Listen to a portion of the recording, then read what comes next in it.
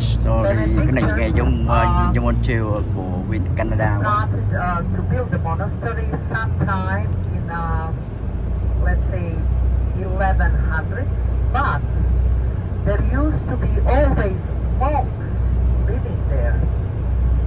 Further up on the mountain, towards the top, there are caves known as the caves of monks, where the monks used to live. Now, they started to build the monastery and the church because sometime before there was a statue discovered of Our Lady with the baby Jesus, dark, black, sometime around the time when they started the monastery. But around the year 880, the statue was brought to that area by the monks.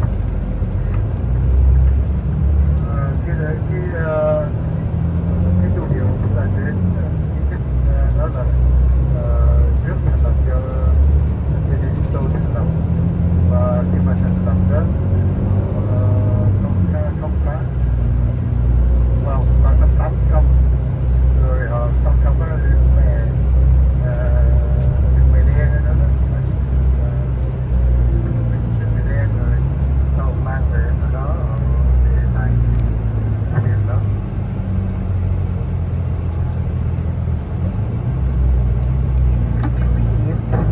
That the statue dates from the first century. You know, the Jesus time, maybe a little later when he was crucified. Some of people, there are some traditions, some people believe that St. Luke made it. We don't know that. But definitely the statue dates from the first century. It was brought to Europe sometime, God knows, maybe in the 600s, 700s, but definitely we know about its existence from 880s. Monks would bring it with them, and usually here in the Mediterranean at that time, running out from the Muslims, from the Saracens, they would move, you know, with the statue, and probably they had it hidden on that mountain in one of the caves. Cái tượng mà gọi là Đức Mẹ Đen,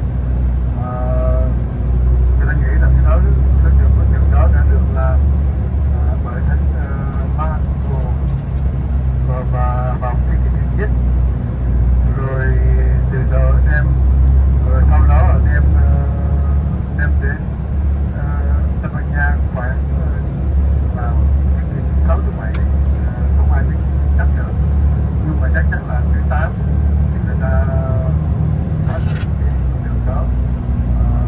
Ở đường đó thì sau khi cái khó đó thì một thời gian bị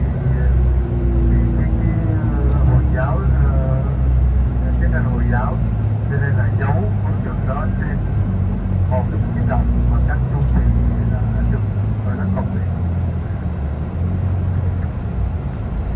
Ever since it is worshipped, adored, people make a pilgrimage, and particularly since the time when St. Ignatius in late 15th, early 16th century was made his pilgrimage to Montserrat. Tôi trở về trên cái ở đó và người ta thương khắp nơi về thương ở đó và khoảng 600 thì ở bên Ignacio đã đến đó hành hương tại Montserrat, hành hương đức tượng để thăm viếng đức con đường đó.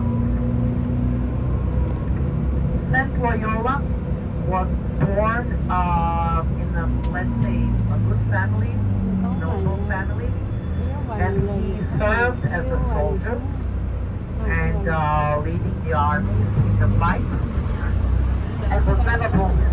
But in the Battle of Pamplona, fighting the French, the cannon, you know, the ball from the cannon, hit his leg, hurt him. He was badly hurt, so he had to leave his army time in hospital. He spent the time in a home trying to recover. But basically it was really bad, so the rest of his life he was limping while walking. During the time when he was spent in a bed, he started to change spiritually, started to think more profoundly about his vocation, and then he decided, when he got little better, to make a pilgrimage to Our Lady of Montserrat. And he did, but when he came there, he wanted to live his old life, and then he left his sword, you know, the sword and the dagger, the knife, at Montserrat, his nice clothing and everything, and he decided to enter the religious life. So he had a very plain clothing, bare feet, no shoes, and he walked from Montserrat